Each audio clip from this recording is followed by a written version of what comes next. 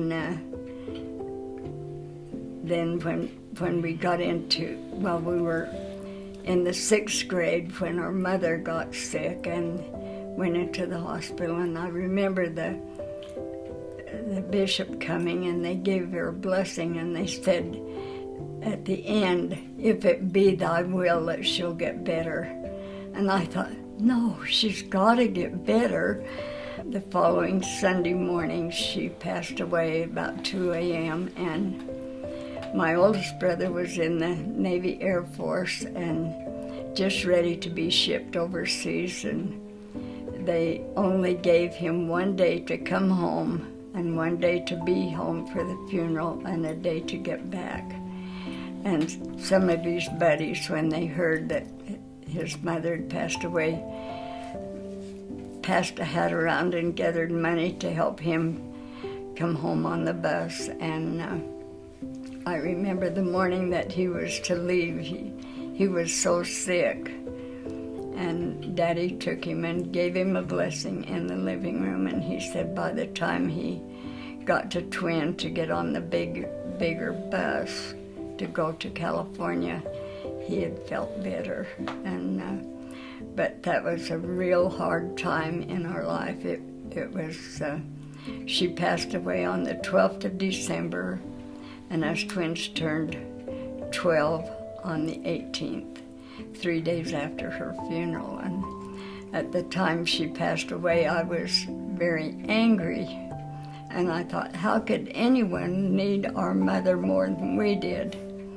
And the state president came by that night, and he asked where Daddy was, and we said he's milking the cows. And Daddy was on the High Council and supposed to go into Asequa to speak that night, and we didn't have telephones and that like we do nowadays. And so the state president came to pick him up, and us twins answered the door, and he said, how's your mother? And we had to tell him that she had passed away that morning. And so he stayed that night, and he took us twins on his knee, and he said, now you know what kind of a mother you had. She was a good teacher. She loved children. She could take anybody's little child and make it happy and content.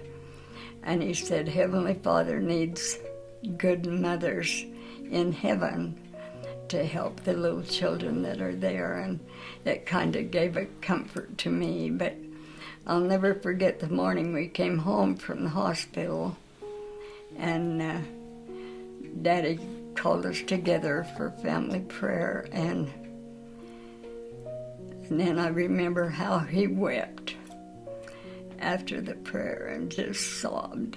And then he said, we are going to go on just as though Mother was here. And if we all work together, we will be able to make it.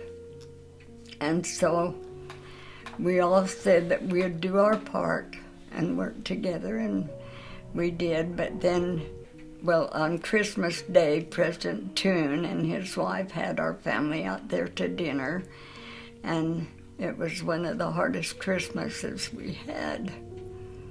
And us twins had been up to Rupert with our mother before Christmas, and we told her we had gone to Penny's and seen these little pigskin leather gloves, and we wanted to go buy them. And she said, no, let's wait until after Christmas, and then they'll be cheaper. But Christmas morning, those little gloves were there for us. And so it was a hard Christmas. But, and then in February, after Mother had passed away, my other third brother, Wendell, went into the Army Air Force.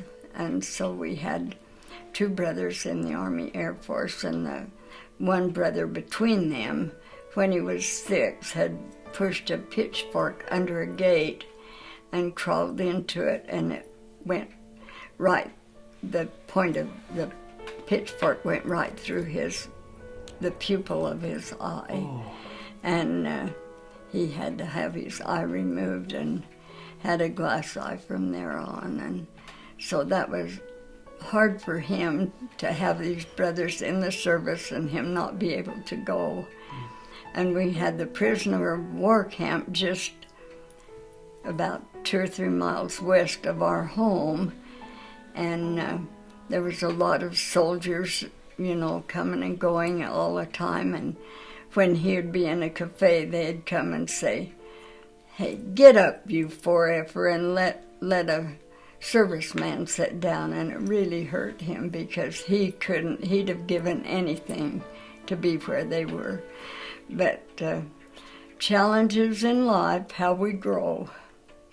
And Daddy said then he knew why 2 little girls came when they did to this family, because one would have been really lonely, because my oldest sister graduated that year after Mother passed away, and the next sister graduated the next year. So when us twins were 13, we were chief cook and bottle washers for the family that was there, and there was about 5 of us still at home. And we'd get out of school for 2 weeks in the fall and pick potatoes, and we decided one day we was going to pick 400 sacks of potatoes.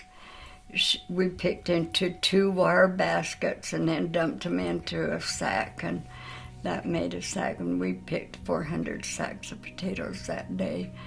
And my father was worried about us because he didn't think we was getting enough nutrition.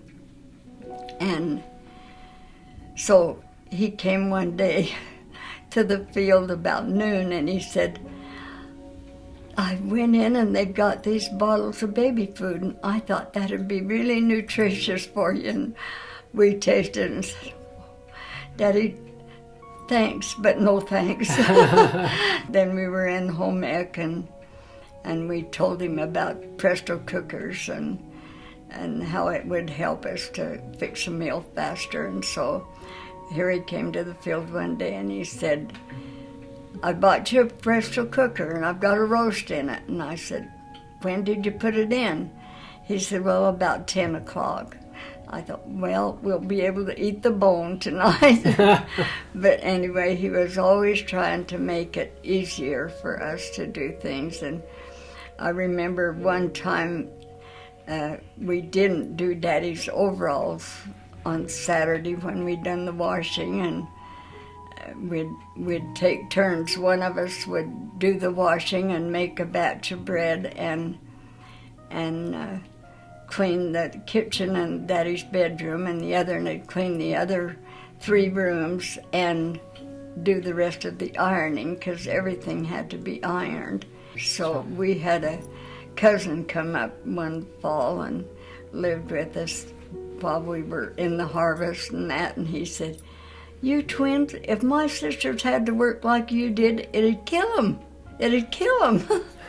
Anyway, we didn't think we were hurt, but we learned early how to do things and make bread every weekend and do the ironing, and we took turns during the week ironing or fixing supper.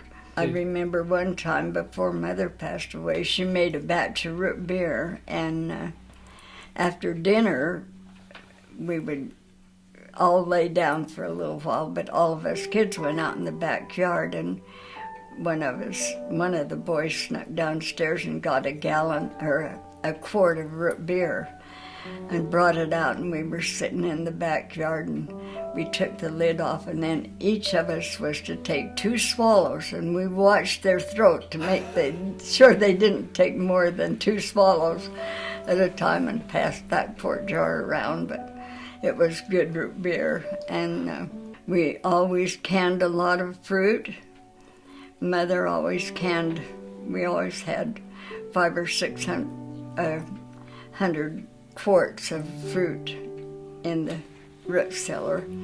And when after Mother passed away, then Daddy, our bishop, owned the grocery store up in Paul, and he would come and get us twins at noon, and we'd go and he'd have the ripest fruit ready so we could take it home and start canning fruit and have it all canned by Saturday night so we could go to the dance. But after we had thinned beets, I went to the dance, and I came home and I said to Daddy, oh, I sat on my hands all night because my fingers were green from thinning the beets, and I couldn't get it off, and I was ashamed of it. And Daddy said, listen, don't you ever be ashamed of working hands.